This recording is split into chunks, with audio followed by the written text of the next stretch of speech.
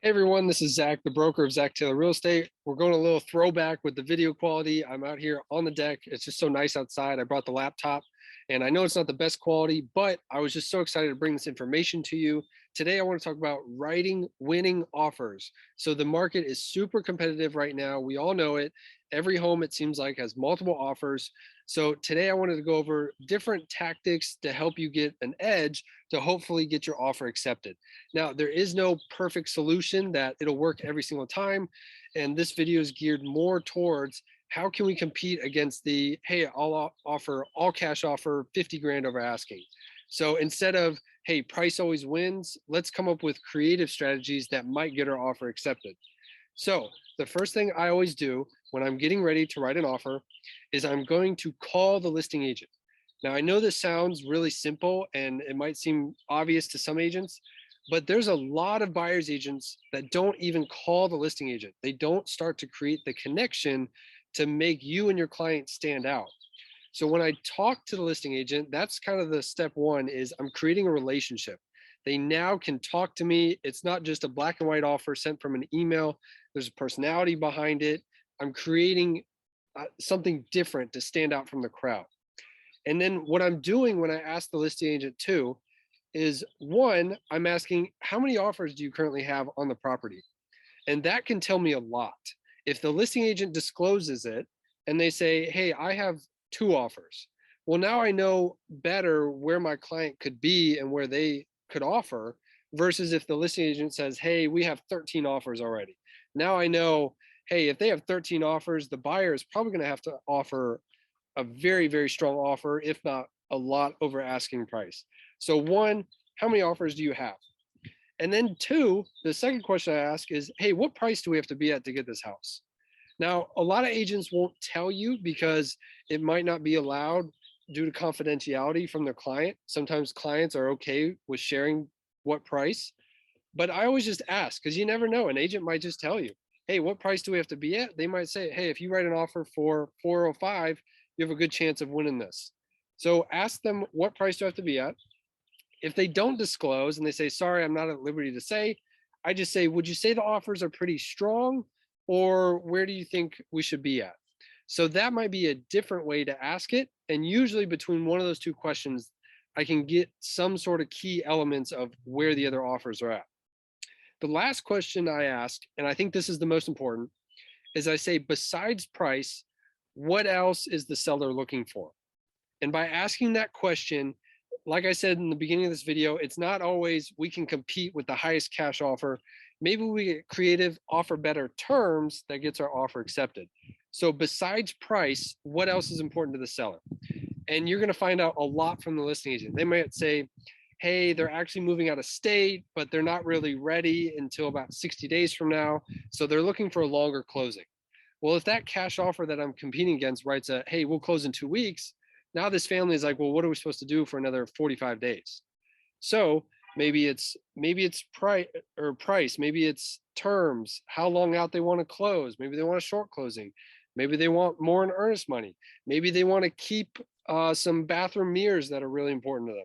You never know. But asking that question, besides price, what else is the seller looking for? We can start offering those terms that are also important to the seller. And then the next phase that I want to go into of writing a winning offer. So first is talking to the listing agent. The second phase is actually creating a complete offer.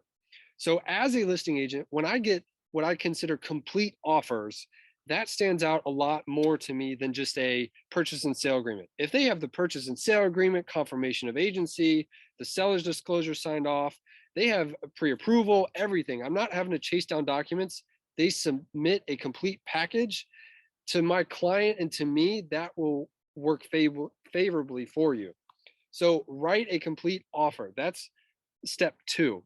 And there's a couple different stages to do that. One is when you're talking to the listing agent, if they don't have everything on the MLS that you need to write a complete offer, ask them while you're on the phone to go ahead and email that to you. The other source that you can look for, and I'm going to brag on one of our agents, Mario, but he did a really good job of in the MLS, he adds all the documents that you would need. He even puts an offer instructions page. So he puts offer instructions. You open this up, slow Wi-Fi. We'll get there. Here we go. So offer instructions, it has everything here. All offers must be submitted with the following docs. So as a buyer's agent, if my client is submitting all these documents just like they're requesting, we stand out from the pack if they just submit one document versus all of these. So check out any of these, make sure we're adhering to the requirements. Confirmation of agency is here, property disclosure is here, CCRs are here. Like Mario did a really good job of laying out everything I need to write a complete offer. So the next thing that we want to do, and now we'll start going through this contract a little bit and start looking at different ways we can structure this offer. And actually, I went ahead and skipped over something, but part of having a complete offer too is assuming we're not an all cash offer is making sure we have at least a pre-approval in this market. So a pre-qual, basically, there's different stages of it when you're needing a mortgage, but a pre-qualification is basically a buyer has called into a lender. They said, hey, I make this much money. Can I qualify for this house? They say, sure. That's a pre-qual. A pre-approval is that buyer has actually sent the documentation to the lender to review, and the lender has verified everything. Hey, your income is this much. Here's your W-2s. Here's your bank statements. Cool. Here's a pre-approval letter. So that's one step better. And some lenders even have programs. It's more rare, but there's like TBD approvals or conditional approval. Basically, it means everything is good to go. All they have to do, the buyers, is pick a house and they're already approved. So that's one step further. It's more rare, but as long as you have at least the pre-approval, that stands out. And if you have lender partners that can call the listing agent on your client's behalf and say, hey, these people are really solid financially, they're really good, all their ducks are in a row, they're ready to go. You don't have anything to worry about. Now, I would like partners with like Sean Kaplan or Grant on his team. They do really good at informing the listing agent how solid your buyer is. So that speaks highly too.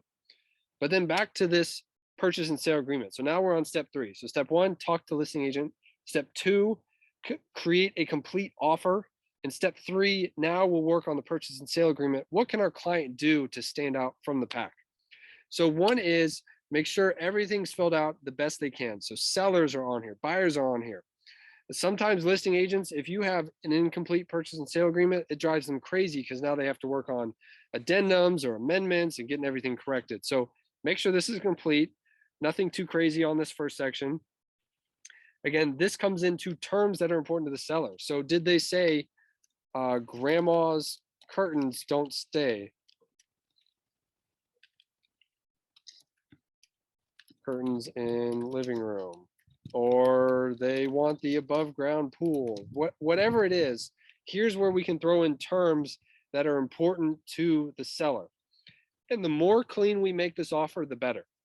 So if we start adding a bunch of like, hey, we want the sofa, we want the fridge, we want the washer and dryer, and everything in this contract, the more and more we add or more contingencies, the tougher it's going to be to get our offer accepted. So just keep that in mind as your client is considering what to offer. So we're adhering to the terms right now. Purchase price, obviously this is the number one most important for probably 9 out of 10 sellers. Price talks. So the better, the higher, the better. That's all I can say about that. But we're trying to come up with different ideas to compete against the all cash offers. So financial contingency, you can add it. I always recommend it if you need a mortgage because something can pop up where you don't qualify and you risk your earnest money. However, there are some people that are confident enough, they'll go ahead and waive it. That is an option, but that is a risk. So that helps your offer. But again, your client has to understand the risk that now their earnest money is at jeopardy if they don't qualify in the end. So that is an option to just waive your financing contingency. Appraisals, same thing. They can waive their appraisal contingency. Again, not recommended. It's a risk, but sometimes in this market, you have to get creative or you have to risk a little bit in order to get that house of your dreams. So this is an option if we need it. I'll go ahead and put it is contingent for now. Another thing that a buyer can do is they can offer to pay more of the closing costs. They could even offer to pay some of the seller's closing costs. That would be creative. So you could put buyer to pay. You could put You could put their title company for both sides. Just make it streamlined, make it easier on everybody. Not that you close at one title, seller closes on another. They have to send all these docs, funding. Everybody just closes at the same. That's easier. Let's say we have earnest money deposit. So we can say, hey, within 5 days, we'll make a $1,000 earnest money. Or a more competitive offer, we offer higher earnest money, the client. And when I say we, I'm meaning the client, what they decide to do. But we could offer $5,000. It could be $10,000. The higher the earnest money, it's more money you're putting at risk. So it does make your offer look better. If you're competing against even loan to loan, if somebody, both offers are contingent upon financing, well, if somebody's putting $1,000 down versus somebody putting 50 grand down, that 50 grand is looking a lot stronger. They're risking more. So just think about that with your earnest money. You could also shorten the days. You could say, hey, I'll make it next day deposit, or 2 days or 3 days. So shortening this makes your offer stronger. Let's see. Closing date. Again, what is the seller looking for? Are they looking for a quick closing? Well, find out with your lender how quick they can close it. If they need more time, extend it out. So let's just put a date here. It's April 4th. Let's just put May 4th for now. And again, it can be, according to the text, earlier date if everybody agrees to in writing, but find out what's important to the seller. That will help. This is a big one right here. I'm seeing more and more of this. Usually possession will be at closing, but a lot of times to help out a seller, again, it is a risk, but you can offer temporary occupancy for a seller. That just means when the property closes on the closing date, the seller can still live in the home for a set period of time. So you can say, hey, you have up to a week past closing to move out, or hey, you have up to 2 weeks past closing to move out. So that is an option that does help with a seller. Maybe they're trying to close on a new home, the sellers are. They're trying to close this one, buy a second home, so they need a place temporarily to live. That could win you the offer. Now the risk is, with this, again, everything's a risk. The risk with this is, let's say the property closes, the next day, the seller burns down the house. So there's got to be insurance in place. There's got to be different protections. Or let's say, hey, you have up to a week to live in the house post closing. Well, what if the seller chooses not to move out? What if it becomes a squatter situation? So that's why this is a risk. However, it is an option available. Let's keep going. Lead-based paint, it is what it is. Either it does not apply or does apply if it's built after 1978. So let's just say in this example, it does not apply. Inspections. Here is a really good negotiation point for your client. So with inspections, this is huge. If you're saying, hey, I need 15 days to inspect this property, well, that's a lot different than if somebody say, hey, I only need 5 days and I have the inspector scheduled 2 days from now. We're ready to go. So that's a lot different. So the shorter that the property is tied up for an inspection period, the better. Because let's say, for example, 15 days, and you take that whole 15 days as the buyer, you find problems with the home and you cancel. Well, now the sellers have been tied up for 15 days versus 5, they know really quick, hey, by next week, we know if we're good to go or not. So that's something to think about. I would also, for your clients, they should know the inspector they're going to use, and they should know that inspector's availability. So don't put 5 days if the inspector's really backed up. He can't even get it out until 4 days from now. Then it takes him another 48 hours to get the report back, and then your buyer has to look at it. So make sure it's feasible. Make sure everybody's on the same page. Make sure the client's inspector is available to do it this quickly if you go this route. The second option is, in a more balanced market, a lot of people are seeing resolution periods. So they say, hey, we have 5 days to inspect the property. And then if we submit a list of repairs as a proposal, now we move into a resolution period to figure out, can we come to an agreement? Well, what a lot of people are doing is they're getting rid of that. And instead they're checking this new box in 2022. So this is basically replacing the pass fail that people were putting in the special stipulations. This is essentially making the inspection period a pass fail. Either take it or leave it. So I have 5 days to decide through my inspections, am I going to take the property in its as is condition, or am I going to walk away due to objections? So that's a competitive box that helps you stand out, because again, these timeframes start stacking. If I put, let's say I put 10 days here, and then I put another 10-day resolution period, well, now I could theoretically, as the client, the buyer could have this property tied up for 20 days. So if we get rid of this, we shorten this back up, well, now we only have 5 days to decide to take it or leave it with this new checkbox. And then the final way to make your offer even more competitive with inspections, I never recommend this. However, it is the client's choice. They could waive all inspections, but you just never know. It could be a newer house built a couple of years ago, but until you have an inspector out there and maybe they say, hey, the whole foundation is bad and it's going to be like 20, 30 grand worth of work. You just never know. It does scare me to waive all inspections, but that is an option out there. Usually a lot of agents I see that pass fail is the way to go, and everybody's comfortable with that, and that's competitive enough. But it is, at the end of the day, it's your client's choice. Final inspections, it is what it is. We're going to make a final inspection, make sure the home is in the same condition as it was. Home protection plan, a lot of times I see it waived, but you can add it in there. Maybe you say the buyer wants it, but the buyer will pay for it, so it's no big deal on the seller's portion. All right, special steps. So now here's where we can get even more creative. With our special steps, the number one strategy that I've always been using is the escalation clause. So we have these clauses built into the contracts when you start typing it out. But here's this clause right here.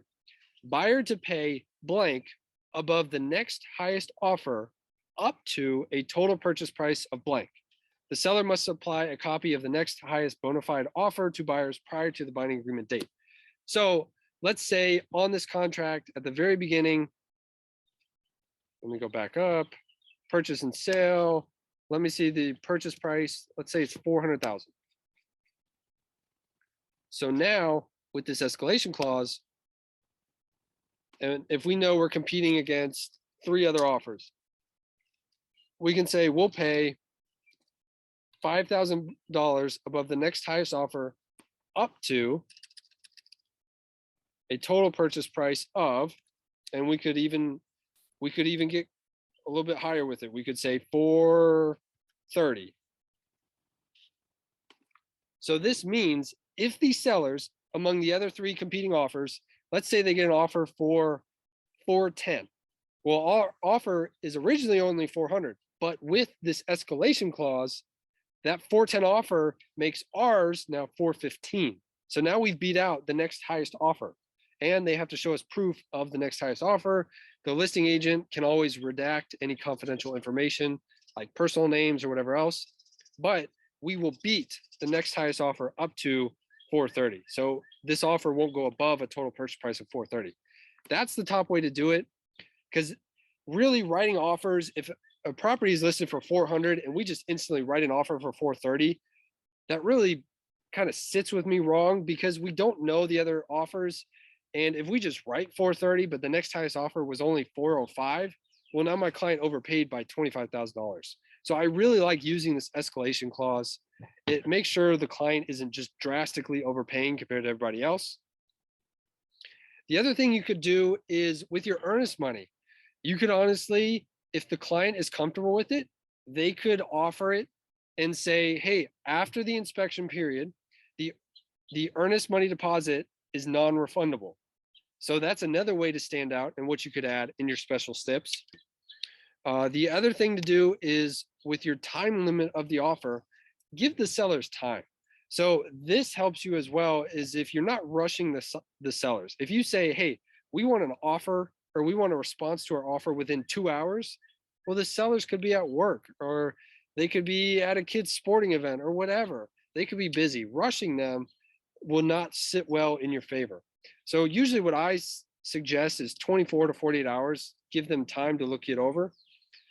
The only way that I might shorten that is, let's say it's like a Thursday, they list the property, we write an offer on that day. Well, maybe I only allow my offer, the clients only want their offer to be good through Friday, because we don't want to get lumped in with the weekend crowd and potentially more offers. So just something to think about with your time limit of offer. And then I wanted to pull up the minimum appraised value contingency addendum. So this is another good way to get your offer accepted. Basically, what this is saying is in our contract under the appraisal contingency, you scroll up, I check this property is contingent upon the appraised value either equaling or exceeding the agreed upon purchase price. So let's say purchase price 400,000. That's what we won the offer at. Well, with this minimum appraised value contingency, it takes it from, hey, it has to equal the purchase price to, let's say, we say 350. So now we're saying, hey, we do have to have the property appraised, but you know what? It only has to appraise for 350 at a minimum, and we'll cover the difference. So that's an option if your clients have more cash for closing. Maybe they're looking at a conventional 20% down, which would be $80,000 on this $400,000 offer. Well, maybe the lender says, hey, you don't actually have to put that much down. You can still qualify for a 5% down conventional mortgage. So even if it only hits 350, they can cover the difference. So this is saying I'll pay over the appraised value up to the purchase price. So this is a really good thing to add. I've been seeing this a lot. This is a lot better to use than just waiving the appraisals altogether. That way your client is protected, because I have seen it come back on some people that just waive the appraisals altogether, and then it's not even close, the appraisal to the purchase price. So I really like this. It's a good middle ground to say, hey, as long as the property appraises for 350, we'll pay you 400,000. So that's what this form is. The next form was that temporary occupancy agreement that I stated from earlier. So this is really good if the seller is looking for this. If they're not looking for it, don't worry about it. But if they are, this is the form you would use. It's RF 627. You would attach this, and this states how long the sellers can stay after closing, if there's a cost associated with that, if not. So use this form. And these are different strategies that I have down that will help your offer win. Again, the biggest thing you can do as a buyer's agent, call that listing agent, find out what's important to the sellers, and ask them, besides price, what else is important to the sellers. But beyond that, there's a couple different strategies: the escalation clause, minimum appraisal, addendum, temporary occupancy, pre-approval, having the lender reach out. Those are all strong things that you can do to help your offer get accepted in this market. And again, at the end of the day, even adding all those strategies, there might be some cash offer 150 grand over asking price, and there's just nothing we can do. It happens. But remember, even with our listing agents, to communicate and say, thank you so much for your time. Even though our offer didn't get accepted, maybe we could be a backup. Just keep in good graces with that listing agent, because you never know, that offer might fall through. Maybe that cash offer never even walked through the property. And when they finally do, they're going to cancel the deal. So if you stay in good graces with the listing agent, they will keep you in mind as a backup. And that is another strategy to help you win more offers. So I hope you guys like this video. Subscribe to the channel for more information coming up soon, and I'll see you guys next time.